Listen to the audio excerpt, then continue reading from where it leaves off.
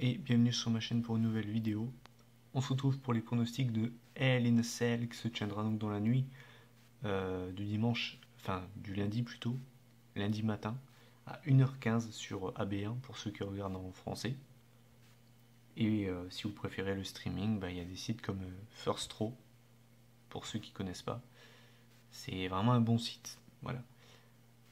Donc on se retrouve donc pour les pronostics et je vais pas tarder, je vais commencer tout de suite.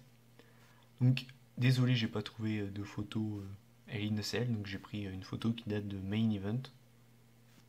Premier match entre donc Dolph Ziggler et Cesaro pour le titre intercontinental qui aura une stipulation spéciale puisque ce match sera un 3 étages de l'enfer, donc un Three Stages of Hell match. À chaque fois je me trompe dans son nom, je le dis jamais bien. Enfin bref. Et j'ai déjà choisi, on va dire que j'ai innové pour Hell in a Cell, puisque j'ai décidé en fait de prendre les statistiques de chaque catcheur dans ce pay-per-view. Par exemple, là, je peux vous dire que pour l'instant, Cesaro en a une victoire et une défaite, et Dolph Ziggler en a 2 défaites en 2 participations. Donc, clairement, Hell in a Cell ne réussit pas à Dolph Ziggler. Cesaro, c'est plutôt mitigé. Moi personnellement, je pense clairement que ça peut être le show stealer de ce pay-per-view. Il peut clairement voler la vedette puisque ces deux mecs sont très très bons. Je pense justement que l'alchimie des deux peut vraiment donner avec la puissance de Cesaro et la vitesse, l'agilité et la technique de Dolph Ziggler. Alors le match pour le titre intercontinental. Moi sincèrement j'adore les deux. Ils ont tous les deux leur registre, ils sont complètement différents. Mais moi j'aimerais vraiment donner le titre à Cesaro. Parce que Ziggler de une, ça fait quand même une paire d'années qu'il a eu sa chance. Et Cesaro, surtout Cesaro, c'est un mec qui mérite d'être champion.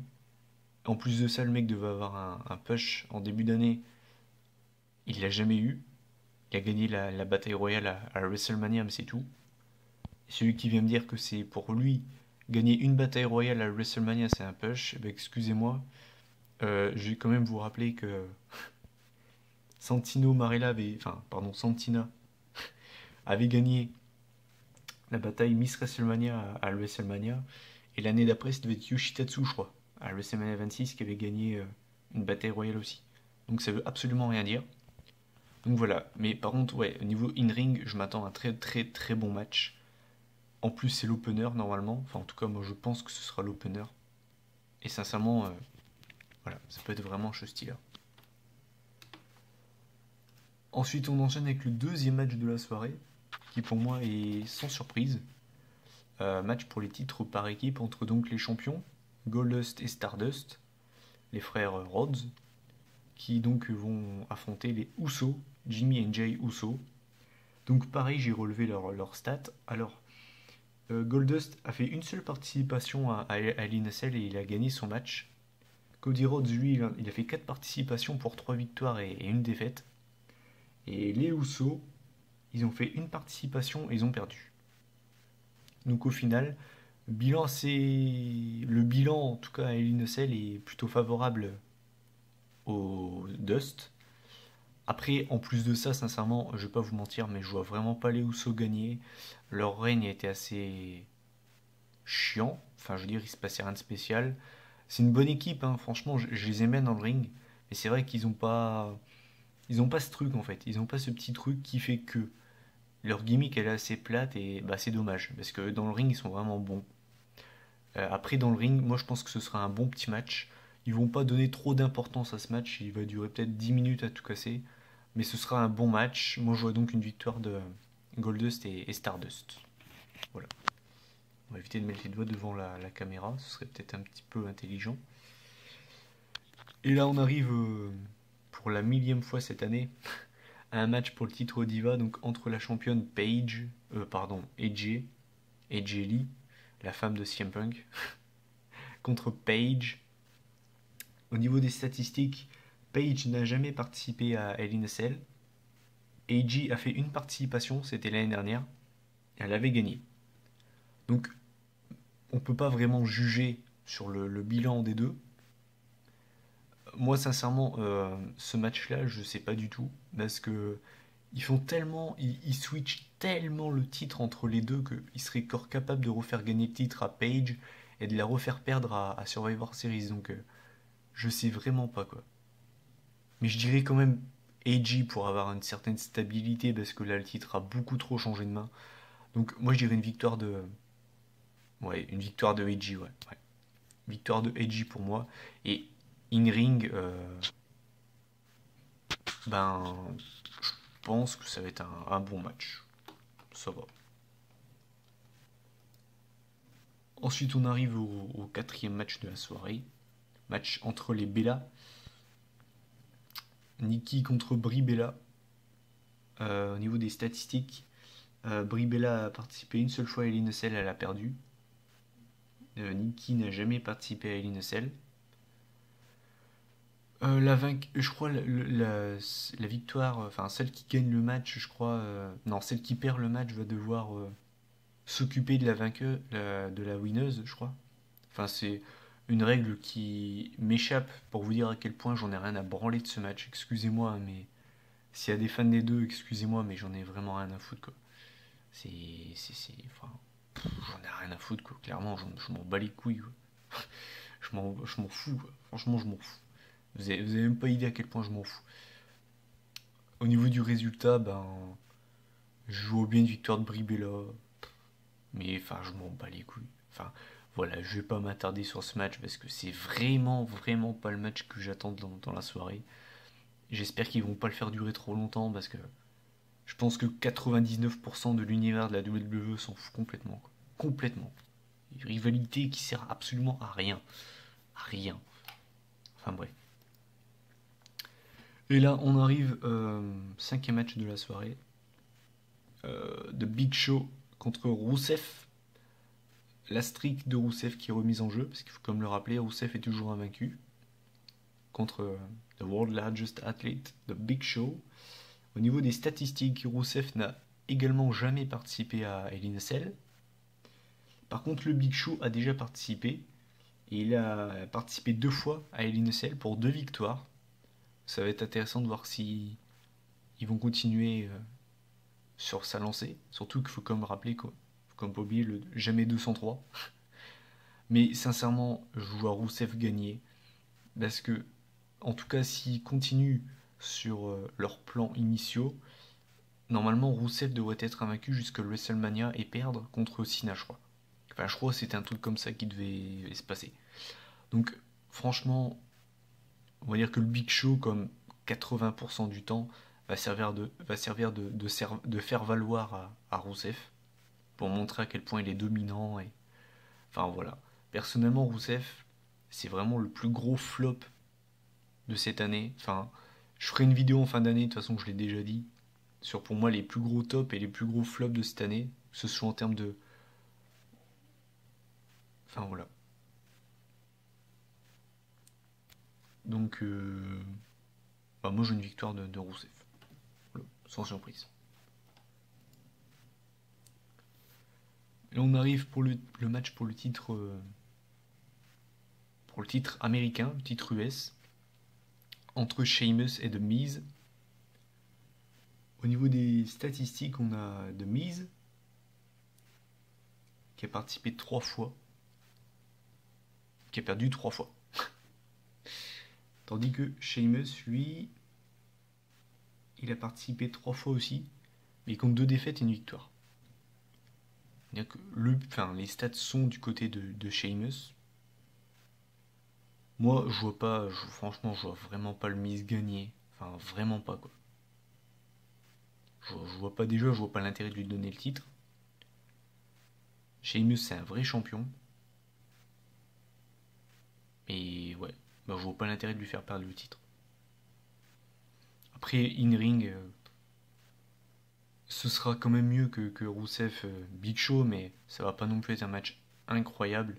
Ça va être un bon match, mais sans plus. Donc, ouais. Mais c'est pareil, c'est pas le match que j'attends avec impatience, ouais.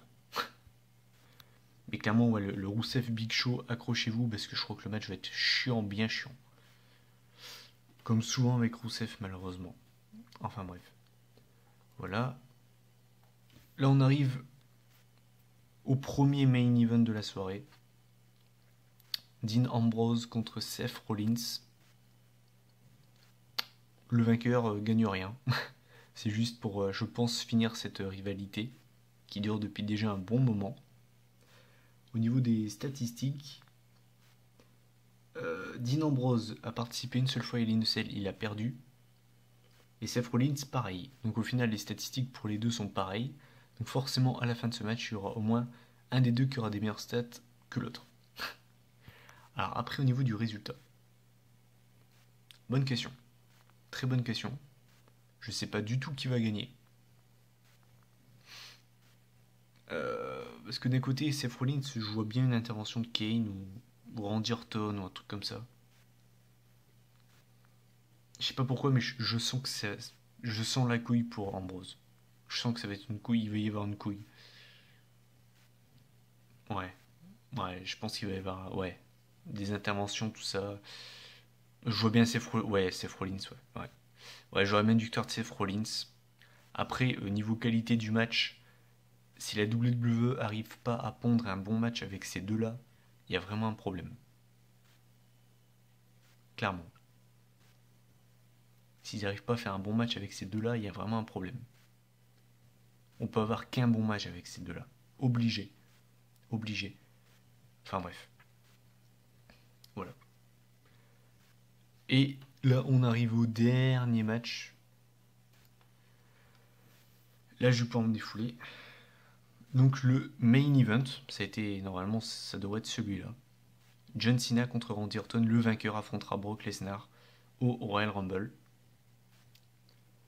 Là, je vais m'énerver. Bon, on va déjà faire les stats des deux, puis là, je vais pouvoir m'énerver. Alors, Randy Orton, il a participé 5 fois à Hell in a Cell, donc en gros, il a participé à toutes les éditions de Hell in a Cell. Il compte 4 victoires pour une défaite. Donc, bilan très positif pour Orton. Cena, lui, il a participé à 4 Hell in a Cell, enfin, 4 fois à l'édition du pay-per-view, pour une victoire et 3 défaites. Donc, les stats sont du côté de Orton. Moi, sincèrement, au niveau du résultat, vu qu'ils veulent remettre, ils veulent redonner de l'importance à Orton qui était mis de côté ces derniers mois, je verrais bien une victoire de Orton. Ouais, j'aurais bien une victoire de Orton. Maintenant, sincèrement, petit, là je vais pouvoir pousser mon coup de gueule, parce que sincèrement, quand j'ai vu ça, j'étais furieux. Déjà, quand j'ai vu en live à Raw qu'on allait avoir ce match-là, j'étais vraiment énervé, déjà. J'étais furieux. J'ai vu une stat qui m'a fait quand même assez rire. Ça va être le 20e Orton Cena en pay-per-view, je crois. Peut-être pas en pay-per-view, mais en tout cas, ils se sont affrontés plus de 20 fois. Enfin, ils vont faire combien de Orton Cena, les mecs? Combien ils vont en faire? Combien?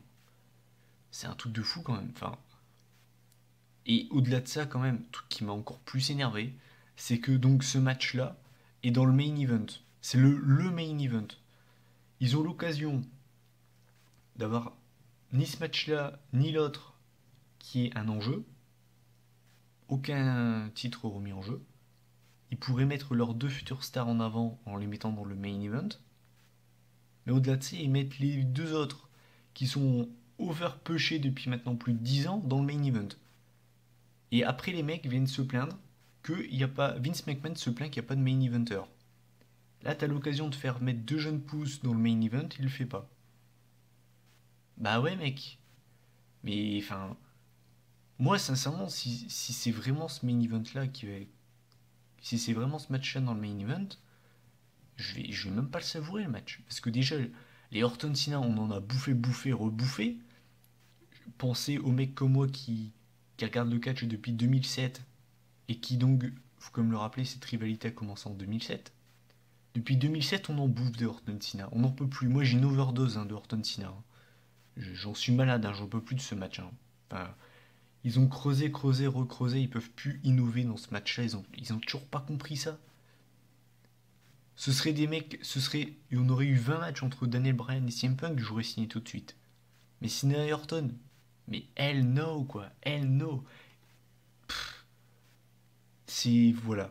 C'est ce genre de truc-là, c'est pourquoi la WWE me saoule actuellement. C'est les mecs se plaignent qu'il n'y a pas de main eventer, mais au final, ils font rien pour en avoir non plus, quoi. Donc voilà, c'est n'importe quoi. Donc voilà, moi je veux une victoire de Orton. De toute façon, que ce soit Orton ou Cena, ça me fait chier parce que j'aime ni l'un ni l'autre. Orton, je l'aime pas l'homme, et Cena, j'aime pas le catcheur. Donc voilà. Donc c'était mes prévisions de Hell in a Cell. Donc n'hésitez pas à partager, à commenter, à dire vos pronostics.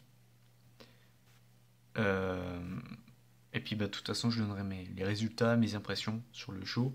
Sincèrement, est-ce que je m'attends à un bon show? Je préfère pas me prononcer parce que je m'attendais à un très très bon Night of Champions et j'ai été bien déçu par rapport à plusieurs trucs. Donc là, sincèrement, je m'attends pas à un show énorme, loin de là. Donc j'espère qu'ils vont me surprendre. Et puis de toute façon, je ferai ma vidéo résumée lundi, plus tard mardi.